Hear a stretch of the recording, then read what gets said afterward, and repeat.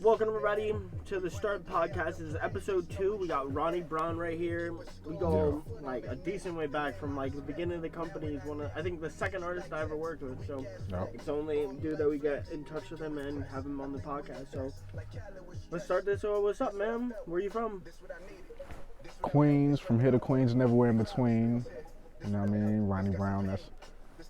That's the the makeup of me. You know what I mean? Raised in Queens, that's where the influence comes from. That's where everything comes from. That's clean, man. What art do you do? I'm a hip hop artist. I rap. I dabble in production, but I'm birthed in hip hop, like raised in hip hop. That's clean. I've been rapping. I love your work. Like, there's some of his art in the background right now. And what's it called? What do you do? What do you plan to do with your art? Well, one is like I always been doing this since a kid. I always been creating. I always been writing rhymes since a kid. You know what I mean? Really started owning my skills throughout like high school. You know what I mean? Can you give an example of what something you created recently? Something I created recently is, the album that's playing in the background. You know what I mean? Life in the Color Brown. That's the most latest album that's out. When was that released? That was released 2021. Okay, and besides that, what has been your most favorite creation that you've had? Like besides that project? Besides Life in the Color Brown, my favorite moment when it comes to projects is the release of my early mixtapes, The Irony. The Irony? Yeah. When did you release that? The Irony dropped in November 2012, and then we dropped the follow-up to the series after The Irony in November 2013. What was the inspiration for that? Just an inspiration. It wasn't really no real inspiration for it. It was just more. It was all of my projects are to sum up where I'm at in that moment in life. You know what I mean? So during that time of making The Irony and where I was in life was, this is me trying to, not even trying, but this is me taking an active step to pursue the music. You know what I mean? Not just a hobby or just everybody knows I rap. Like starting to build my network, starting to, What's it called? Starting to build my network more. You know what I mean?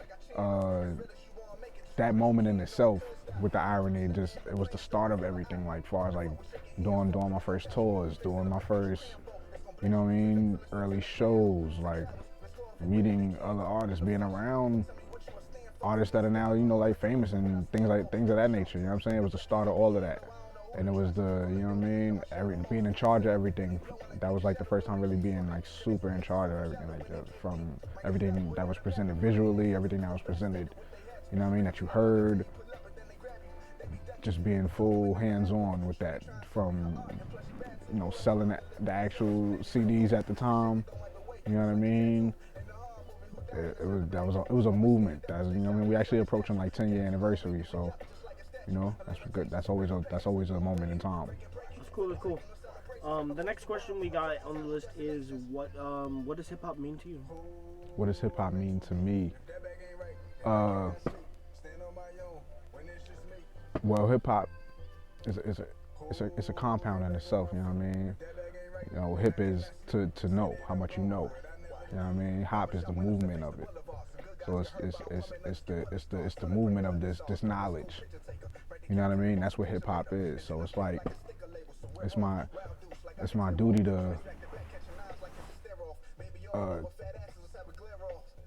playing with the words and all that stuff, the fancy stuff is one thing, but the responsibility is to use that gift of communication to communicate the hard things. You know what I'm saying? Like communicate the conversations that's hard to talk about, you know what I'm saying? But make people feel it. That's the gift of hip hop. It's like, make it translating something in a way where it's like, even though it may sound bad, or it's, you know what I mean? It's all right. feel that. That's amazing. What do you mean for your art to mean in the world? Like, what do you want it to represent? Just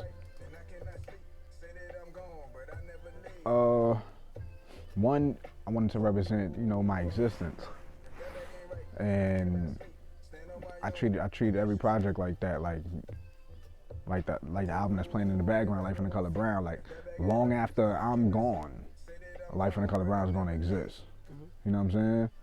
So it's like I go into it with those intentions. Like, this is gonna outlive me. So we have to approach it on a timeless approach. I'm not just going in there to say anything. I don't care about impressing you. That just made me think of something. Speaking about time, when we were talking before the podcast, you were talking about like taking things from the past, like sampling and stuff like that. We were talking about you producing and stuff like that. Yeah, I love samples. How is like that beat made? Like, talk about what goes into your creating your music and stuff like that. Well, yeah, actually on the album there's not many samples. It's all original music? There's a couple samples, but it's not many. The joint that's playing right now is actually the only joint that I did produce on the album. Yeah, Go Crazy. What was the inspiration going into this? My inspiration for going into making Go Crazy specifically was Jermaine Dupri and like a lot of so deaf music. Mainly because I wanted to capture a vibe that was like kind of busy enough for girls to like either twerk to or like just be what I mean, like just enjoy themselves in a way and turn up. But like it's specific though, like because I wanted it to be, it's a balance. It's like I wanted it to be where girls, if they want to, they could like really, they could twerk if they want. Mm-hmm. But then as a guy, you could still kind of chill to it. I feel you. And I feel like Jermaine Dupri captures that a lot with his hip hop and R&B collabs. And you know what I'm saying, like, one, he's in the Songwriter Hall of Fame. This is like, you know what I'm saying, one of the ones in production. That was the inspiration for this record. I know, I understand the inspiration for this record. I'm saying besides that man, what other inspirations do you have? Oh, like producers? Yeah, like artists and stuff like that have influenced your craft. Well, when it comes to producers, my four influences is Kanye, Knife Wonder, Jay Dilla, and Just Blaze. Like everything, all of my production, all of my sample production kind of stems from that. You could kind of hear that in there. Like, this is a sample right here. You know what I mean? Rapping, my biggest influence is Snoop Dogg. Being from New York, of course, like Jay-Z, Nas, DMX, all the usual New Yorkers, all the 90s stuff. KRS-One. Could you explain some of the reasons that those people have inspired you? I just grew up on it. You know what I mean? Like, I grew up, it was in my household since an early age. These are some of the first voices that I related to at a young age. They were feeding me these stories that I could see, that wasn't foreign to me. You know what I mean? And at a young age, I could I identified with something in it. I've always been into it. Like it's always been this. I feel you. What's it called? You talked about producing and you said sampling, and this is one of an original. Yeah, Go Crazy is the only song I did on the album. Where could people find this? You can find the album Life in the Color Brown anywhere you listen to music at. Spotify, Apple Music, Tidal, YouTube, wherever you stream music at. Ronnie Brown, Life in the Color Brown. That you can check out all the Role Models music. That's me and Donnie Preoccupied.